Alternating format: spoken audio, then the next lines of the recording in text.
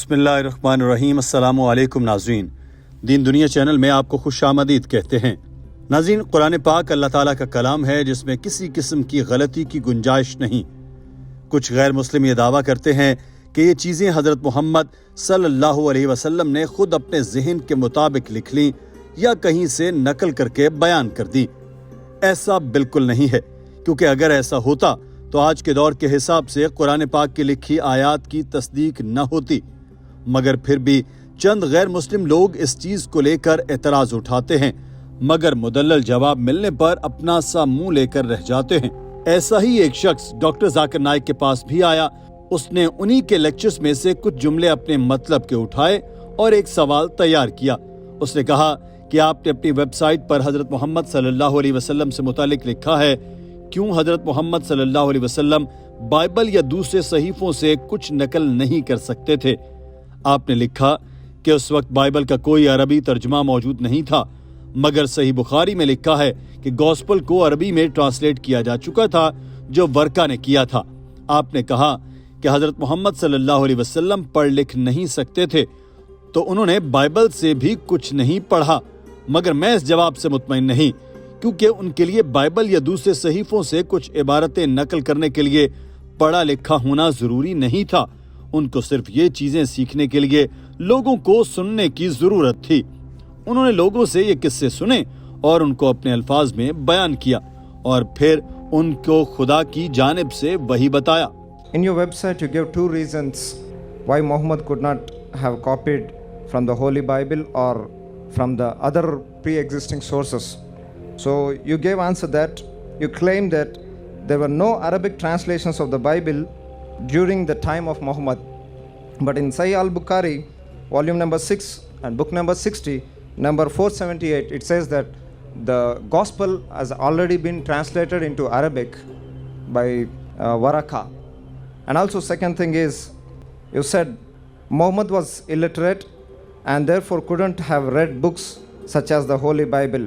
But I am not satisfied with that answer, because it wasn't necessary for Muhammad to be literate in order to borrow stories from previous scriptures. Muhammad only needed to hear these stories orally for borrowing to take place. After hearing these stories, Muhammad revised then and he wrote the theological pre-assumptions and then tried to pass them off as revelation from God. Doctor Zakir Naik نے اس شخص کی بہت تعریف کی۔ اس نے بہت اچھا سوال کیا ہے اور انہوں نے ویب سائٹ کو دیکھا، ریسرچ کی اور پھر سوال کو لے کر آئے۔ اس کے بعد ڈاکٹر صاحب نے کہا کہ آپ نے کہا کہ میں نے 2 مثالیں دی، کیوں حضرت محمد صلی اللہ علیہ وسلم کچھ کاپی نہیں کر سکتے تھے؟ میں نے کئی مثالیں دی ہیں، مگر آپ نے ان سب میں سے 2 کو چنا اور اپنا سوال میں شامل کیا۔ میں نے حقیقت میں لا تعداد مثالیں دے رکھی ہیں اور لا تعداد دلائل اپنی ویب سائٹ اور لیکچر میں دے رکھے ہیں۔ ان میں سے ایک میں میں نے کہا کہ آپ صلی اللہ علیہ وسلم امی تھے، یعنی پڑھ لکھ نہیں سکتے تھے۔ قرآن پاک کی سورہ عنکبوت میں کہا گیا کہ ہم نے آخری نبی کو امی بنایا ہے تاکہ ملامت کرنے والے اسے بہانہ نہ بنائیں۔ آپ کو اس بات سے اتفاق کرنا ہوگا کہ پڑھے لکھے اور ناخواندہ کے درمیان ایک ناخواندہ شخص کے لیے کسی چیز کو نقل کرنا زیادہ مشکل ہوتا ہے۔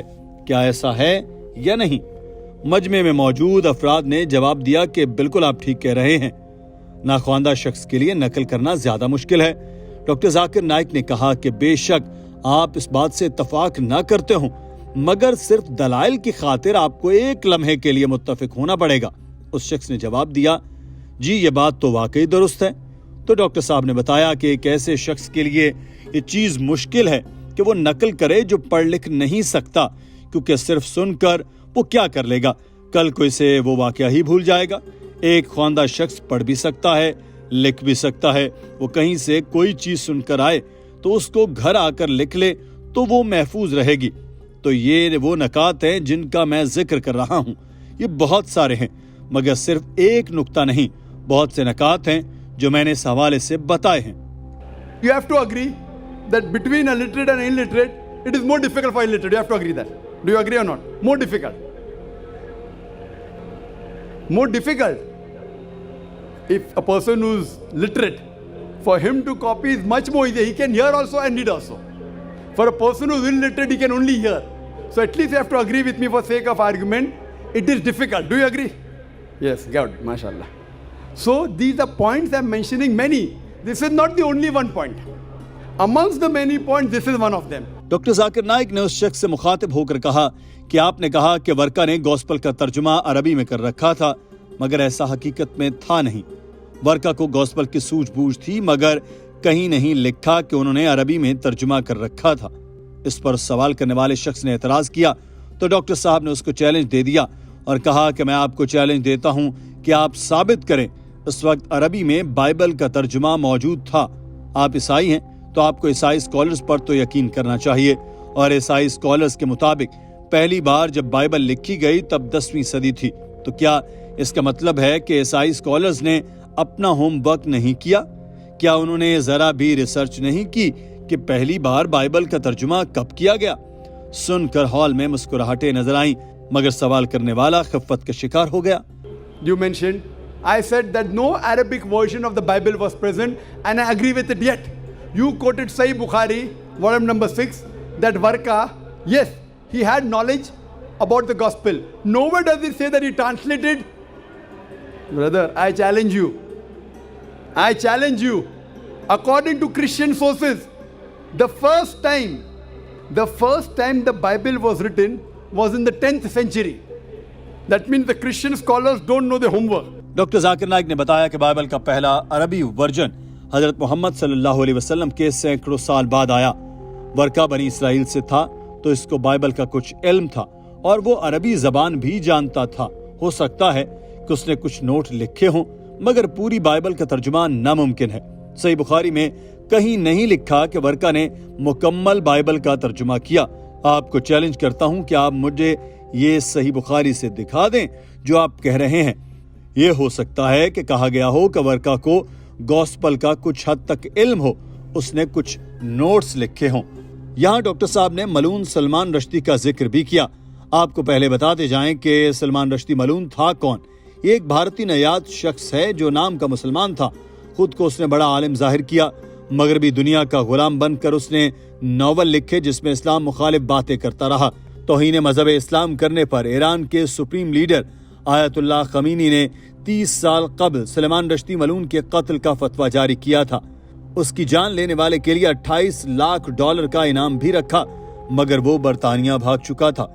मुख्तलिफ ईसाई नामों के साथ उसने 50 से ज्यादा मरतबा अपने ठिकाने बदले और हाल ही में 2022 को इस पर अमेरिका में एक सेमिनार के दौरान हमला किया गया जिसमें वो जख्मी हो गया। वीडियो की तरफ वापस आएं तो डॉक्टर साहब ने सलमान रश्दी से मुतालिक जिक्र करते हुए कहा कि इस मलून ने अपनी किताब में कुरान की आयात का हवाला भी दिया, मगर मैं इसकी किताब को कुरान नहीं कह सकता। तो इसी तरह से कुछ जुमले लिखने पर आप किसी की किताब को ये नहीं कह सकते कि बाइबल का अरबी में तर्जुमा है। इसी तरह अगर मैंने कोई किताबें लिखी हैं, मसलन कुरान और मॉडर्न साइंस, कुरान और दीगर मज़ाहिब, तो मैंने भी कुरान पाक की आयात का हवाला दिया है। आप ये नहीं कह सकते कि जाकिर नाइक ने कुरान का तर्जुमा हिंदी या अंग्रेजी में कर दिया। आप वेबसाइट पर जाएं और मेरी किताब देखें। मैंने 150 आयात का हवाला दिया है, उनकी मॉडर्न साइंस से मुमासलत बताई है, मगर ये कुरान पाक हरगिज नहीं। ये सिर्फ हवाला जात हैं और ये किताब एक इंसान की लिखी गई है, जबकि कुरान पाक इल्हामी किताब है। उस शख्स के सवाल के दूसरे हिस्से का जिक्र करते हुए डॉक्टर जाकिर नाइक ने कहा कि आपने सवाल में दावा किया कि हजरत मोहम्मद सल्लल्लाहु अलैहि वसल्लम ने दूसरी किताबों से वाकयात उठाए और उनको अपने अल्फाज में ढाला। इसका जिक्र मैंने कुरान, बाइबल और साइंस की रोशनी में के उन्वान से अपने लेक्चर में किया है। इसमें मैंने साबित किया कि बाइबल में बहुत सी गलतियां हैं। मिसाल के तौर पर बाइबल में लिखा हुआ है कि जमीन 6 से ज्यादा दिनों में बनाई गई। चांद की रोशनी इसकी अपनी रोशनी है। एक चैप्टर में लिखा है कि सूरज जमीन के बाद बनाया गया, जमीन तीसरे और सूरज चौथे दिन बनाया गया। मैं ऐसी कई मिसालें कई घंटे तक दे सकता हूँ। तो क्या आपका कहना है कि हजरत मोहम्मद सल्लल्लाहु अलैहि वसल्लम ने ये चीजें उठाई और उनको बदल दिया और कहा कि चांद की रोशनी अपनी नहीं बल्कि उस पर मुनक्कस होकर पड़ती है? कुरान पाक की सूरह फुरकान में लिखा है, और बड़ी बाबरकत है वो जात जिसने आसमानों में बुर्ज बनाए। ये आम सितारे हैं, ये सूरज और चांद की मनाजिल हैं, जहां वो मनाजिल बमंजिल चलते रहते हैं। और मनाजिल ऐसी हैं जैसे शहरों की हिफाजत के लिए बुर्ज और किले होते हैं। कुरान पाक में लिखा है कि जमीन 6 अय्याम में बनाई गई। کیا آپ یہ کہتے ہیں کہ حضرت محمد صلی اللہ علیہ وسلم نے یہ چیزیں اٹھائیں اور ان کو درست کر کے لکھ دیا؟ کیا وہ سائنسدان تھے؟ The light of the moon is its own light. Genesis chapter number 1, verse number 6 to 19. It says that the sun was created after the earth. Earth was created on third day, sun on the fourth day. I can go on and on. So do you mean to say Prophet Muhammad took this and changed it? The light of the moon is not its own light, it's a reflected light. Quran says in Surah Furqan chapter 25 verse 61 that the light of the moon is reflected light. Quran says the world was created in 6 ayyam, 6 long period. So you mean to say Muhammad sallallahu alaihi wasallam picked up all these things and corrected? Do you think you're the scientist? Doctor Zakir Naik نے کہا کہ یہ ساری چیزیں جو بھی آپ کو بتا رہا ہوں وہ سائنس سے ثابت ہو چکی ہیں کہ بائبل میں یہ غلط لکھی گئی ہیں، جبکہ قرآن پاک میں یہ چیزیں درست انداز میں ہیں اور سائنس نے ان کی تصدیق آج کر دی ہے۔ آپ نے میری پوری تقریر نہیں سنی، مگر اس میں سے چند جملے اٹھا کر آپ نے سوال کر دیا۔ آپ میری پوری تقریر سنیں اور پھر سوال بنائیں۔ اگر میں آپ کی بات مثبت بحث کے لیے مان بھی لوں کہ آپ صلی اللہ علیہ وسلم نے بائبل سے چیزیں لیں اور ان کو اپنے انداز میں درست کر کے لکھا، تو کیا 1400 سال پہلے یہ ممکن تھا کہ کوئی غلط چیز کسی کتاب سے اٹھائے اور ان کو سائنس کے طریقے سے صحیح کر کے لکھ دے؟ یہ ممکن ہی نہیں۔ تو یہ ثابت کرتا ہے کہ قرآن پاک کسی انسان کی لکھی نہیں بلکہ اللہ تعالیٰ کی لکھی کتاب ہے۔ جس نے کائنات بنائی اس کو یہ چیزیں پتہ ہو سکتی ہیں۔ دوستو، آج کی ویڈیو کے بارے میں آپ کی رائے کیا ہے؟ کمنٹ سیکشن میں ضرور آگاہ کیجیے گا۔ اپنا خیال رکھیے۔ اللہ حافظ۔